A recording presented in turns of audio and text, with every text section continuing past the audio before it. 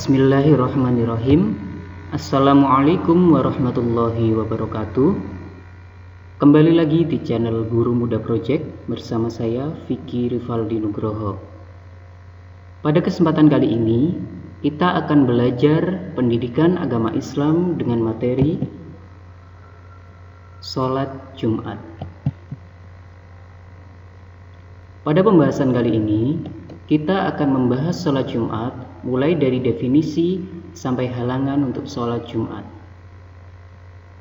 Baik, kita akan mulai dari definisi. Secara definisi, sholat Jumat merupakan sholat 2 rakaat yang dikerjakan secara berjamaah di hari Jumat pada waktu zuhur dan sebelumnya didahului dengan 2 khutbah. Perbedaan mendasar antara sholat Jumat dengan sholat zuhur adalah sholat Jumat hanya dikerjakan 2 rakaat, sedangkan sholat zuhur dikerjakan 4 rakaat.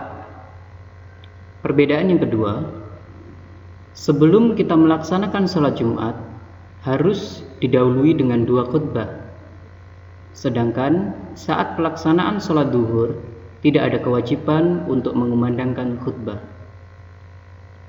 Jika kita sudah mengetahui definisi sholat Jumat, mari kita belajar mengenai dasar hukum sholat Jumat yang terdapat dalam Quran surat Al-Jumu'ah ayat 9 sebagai berikut.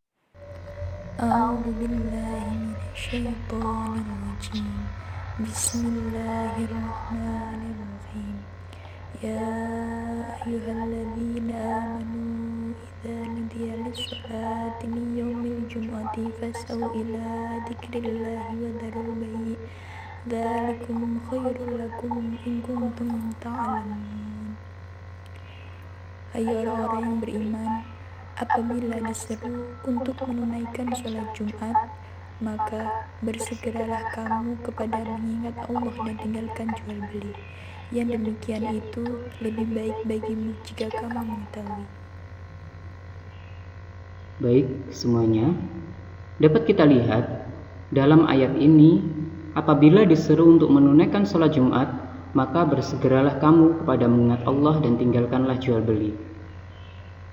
Dapat kita simpulkan bahwa perintah sholat Jumat merupakan perintah yang mulia, sehingga kita harus bersegera kepada mengingat Allah, menunaikan sholat Jumat, dan meninggalkan jual beli sebagai urusan duniawi, agar kita termasuk orang-orang yang beruntung dan kita adalah orang-orang yang mengetahui bahwa Jumat adalah hari yang sangat mulia.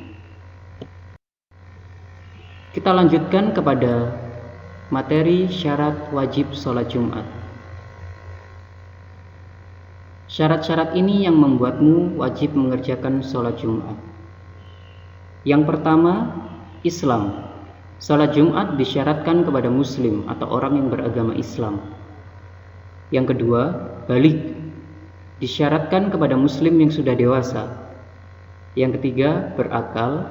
Disyaratkan kepada orang yang sehat secara rohani. Yang keempat, laki-laki.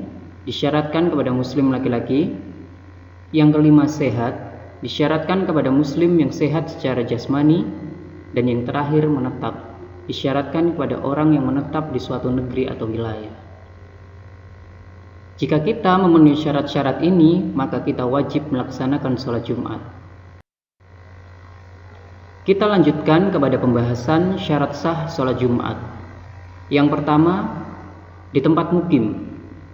Sholat Jumat disyaratkan dilaksanakan di tempat bermukim suatu penduduk atau kaum, baik itu di pedesaan maupun di perkotaan. Yang kedua, dilaksanakan secara berjamaah. Yang ketiga, dikerjakan di waktu zuhur. Dan yang terakhir, didahului dengan 2 khutbah. Jika syarat-syarat ini tidak dipenuhi, maka sholat Jumat bisa menjadi tidak sah hukumnya.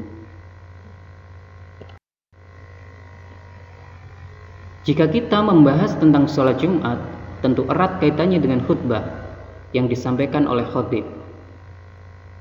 Mari kita bahas mengenai rukun khutbah. Rukun khutbah ada 6. Yang pertama, pujian kepada Allah. Alhamdulillahirabbil alamin. Yang kedua, syahadatain, asyhadu an la ilaha illallah wa asyhadu anna muhammadar rasulullah. Yang ketiga, sholawat Nabi, Allahumma sholli ala sayyidina Muhammad wa ala ali sayyidina Muhammad. Yang keempat, wasiat takwa, ittaqullaha haqqa tuqatih wa la tamutunna illa wa antum muslimun. Yang kelima, membaca ayat, dan yang terakhir, mendoakan kaum muslimin. Mengenai syarat khutbah, yang pertama, dikerjakan di atas mimbar atau tempat yang lebih tinggi dari jamaah. Yang kedua, disampaikan dengan tenang. Khatib harus menyampaikan khutbah dengan tenang dan fasih. Yang ketiga, menghadap ke jamaah. Yang keempat, menertibkan 3 rukun. Yang kelima, memberi salam. Ketika khutbah berlangsung, kita diwajibkan untuk diam dan menyimak apa yang disampaikan khatib, sehingga kita mendapatkan ilmu dari apa yang disampaikan khatib. Ketika membahas tentang hari Jumat, tentu tidak lepas dari adab-adab saat hari Jumat. Perhatikan video berikut. Bismillahirrahmanirrahim.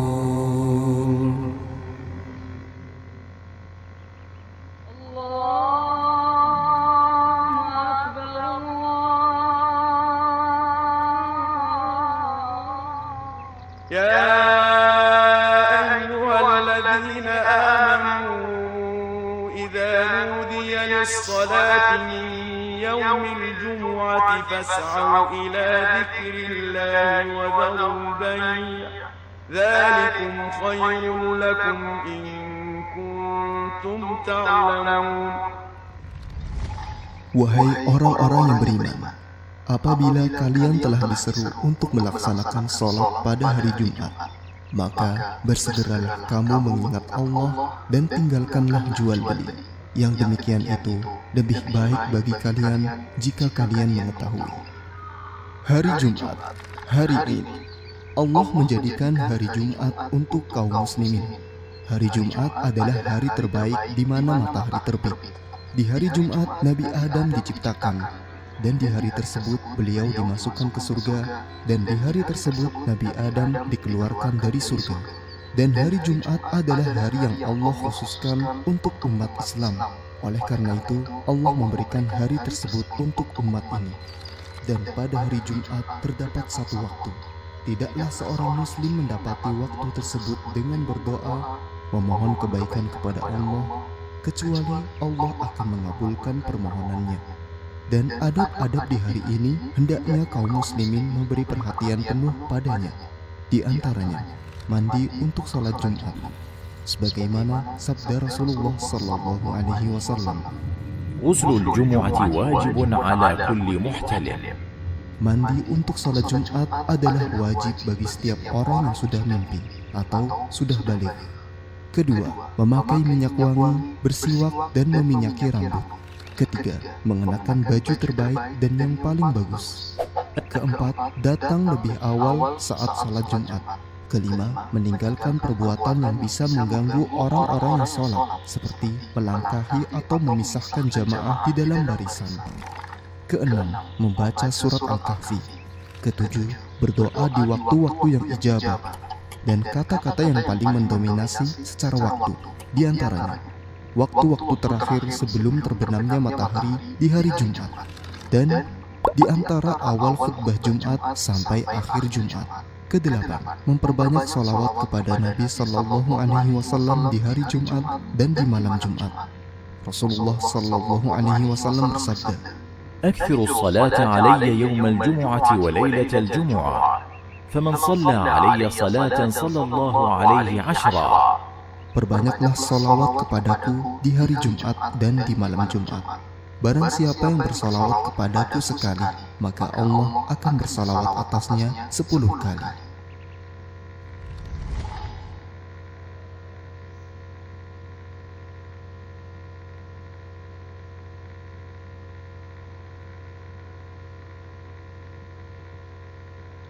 Baik, setelah kita menyimak video tadi, tentu kita mendapatkan suatu ilmu bahwa hari Jumat adalah hari yang mulia, sehingga kita harus memuliakannya. Kita disunahkan untuk mengikuti sunnah-sunnah di hari Jumat, seperti mandi, memakai wewangian, memakai pakaian terbaik, datang lebih awal, dan lain sebagainya. Hari Jumat merupakan hari yang ditunggu, hari yang istimewa bagi kaum muslimin. Hendaknya kita memperbanyak amal, sehingga kita bukan termasuk orang yang merugi. Kita sampai pada pembahasan halangan sholat Jumat. Yang pertama, sakit. Jika kita mengalami sakit sehingga menyulitkan kita untuk berangkat ke masjid menunaikan sholat Jumat, maka kita diperbolehkan untuk tidak melaksanakan sholat Jumat karena alasan tersebut. Yang kedua, musafir. Jika kita dalam keadaan bepergian, kita juga diperbolehkan untuk tidak menunaikan sholat Jumat. Dengan catatan, musafir kita bukan dalam rangka menuju maksiat. Yang ketiga, hujan. Maksud di sini adalah hujan yang sangat lebat, sehingga kita kesulitan untuk mencapai ke masjid. Dan yang terakhir, sedang tidak aman, baik itu karena bencana alam maupun karena tindak kriminal. Jika kita mengalami salah satu dari halangan-halangan tersebut, maka kita diperbolehkan untuk tidak melaksanakan sholat Jumat. Kita sampai pada pembahasan yang terakhir. Sebagai penutup, saya akan menyampaikan beberapa hal. Sholat Jumat merupakan perintah yang mulia, sehingga kita diwajibkan untuk menunaikannya.